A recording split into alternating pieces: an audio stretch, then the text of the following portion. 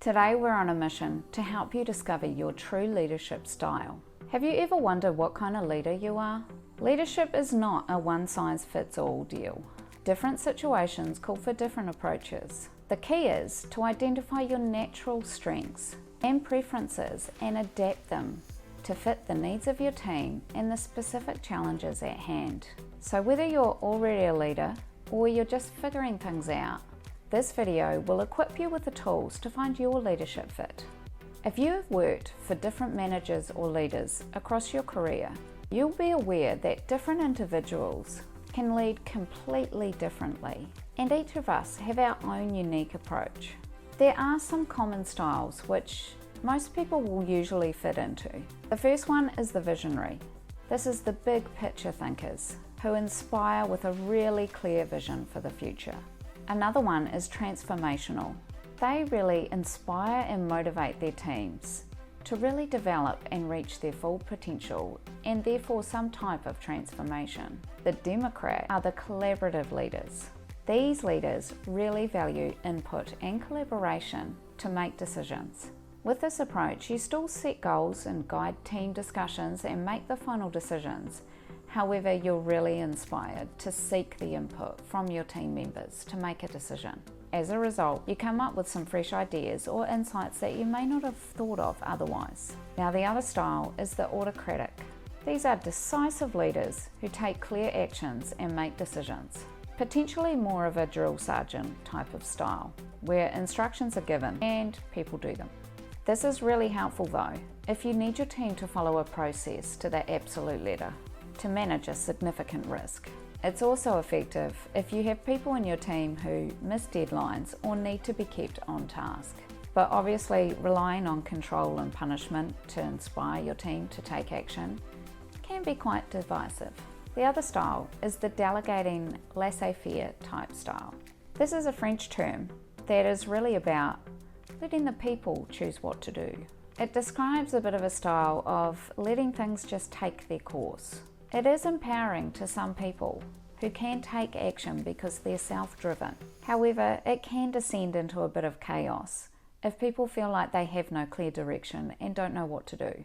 The last style that I'll talk about is the servant leader. This is the leader that prioritizes the well-being and needs of their team members. They offer support and perhaps operate with more of a mentorship style. Now, maybe you know already exactly which one of those you fit into.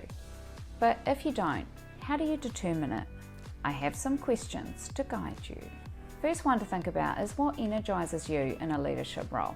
For me, it's about the independence to make decisions and really change the direction of things, while giving my team the energy and motivation to do the same while I develop and coach them.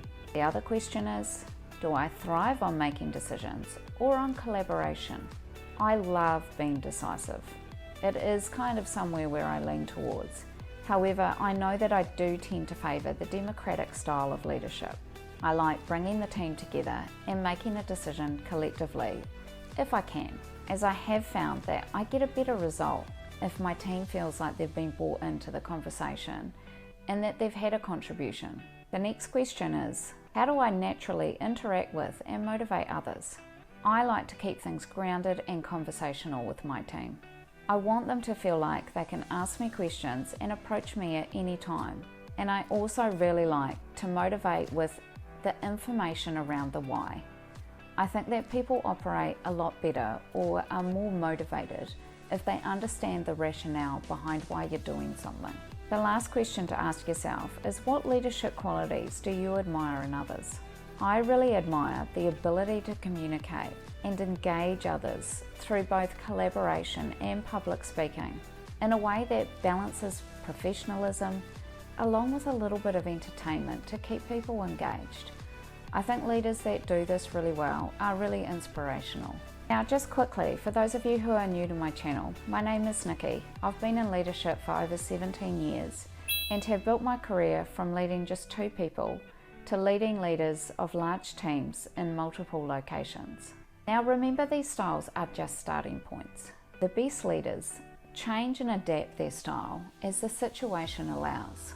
They do this through reading the room, This is the ability to assess your team's needs and the task at hand. A situation requiring a really quick decision could mean a more autocratic style of leadership, whereas trying to foster innovation with your team or creativity may require a bit of a democratic style where everyone gets involved. I know that while I lean more towards democratic leadership, when the pressure is on, I am very decisive and ready to take action. But I always ensure that I double back to my team in those cases and provide the clarification around what was happening and why I made the decisions that I made, particularly for those individuals who I know need a more collaborative approach. The other thing that leaders embrace is the ability to adapt flexibly. You do need to be really comfortable to adapt your style as you need to, depending on those situations. I also think you shouldn't be afraid to experiment and try and determine what will work well with your team. Asking for feedback is a really good place to start.